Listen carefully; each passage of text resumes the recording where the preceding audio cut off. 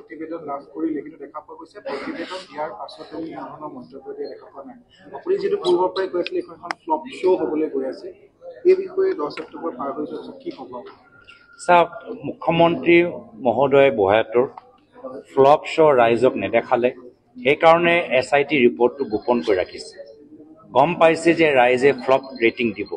মই বিচাৰোঁ যিয়ে নহওক ফ্লপ হ'লেও ৰাইজে চাব লাগে সেইকাৰণে SIT ৰিপৰ্টটো ৰাজহুৱা কৰক কোনোবা এটা ৱেবছাইটত আপলোড কৰি দিয়ক তাৰপিছত ৰাইজে মুখ্যমন্ত্ৰীৰ একেখিনি কথা যিখিনি কথা 4 মাহৰ পৰা কৈ আছে তাতকৈ ৰাইজে নিজে SIT ৰিপৰ্ট কৰি নিজৰ সিদ্ধান্ত নিজে ল'ব আপোনাৰ বিহু নাচক লৈ প্ৰতিক্ৰিয়া প্ৰকাশ কৰিছে আপোনাৰ বিহু নাচ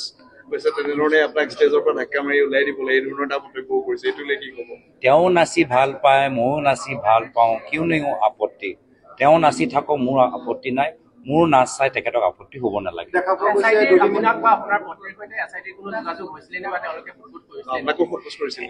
SIT মোৰ ওচৰত অহা নাই SIT টিম মোৰ পৰিবাৰলৈ আহিছিল 2 দিন তেখেতক বিভিন্ন কথাবোৰ সুধিছিল আৰু সেইকাৰণে ময়ো বাট চাই আছোঁ SIT ৰিপৰ্ট পঢ়িবলৈ যে কিনো কাহিনী বনালে কিনো কথাবোৰ পালে আৰু মুখ্যমন্ত্ৰী বিভিন্ন সময়ত কয় বা BJP দলৰ নেতাসকলে কয় যে মই 15 বাৰ পাকিস্তানলৈ গৈছোঁ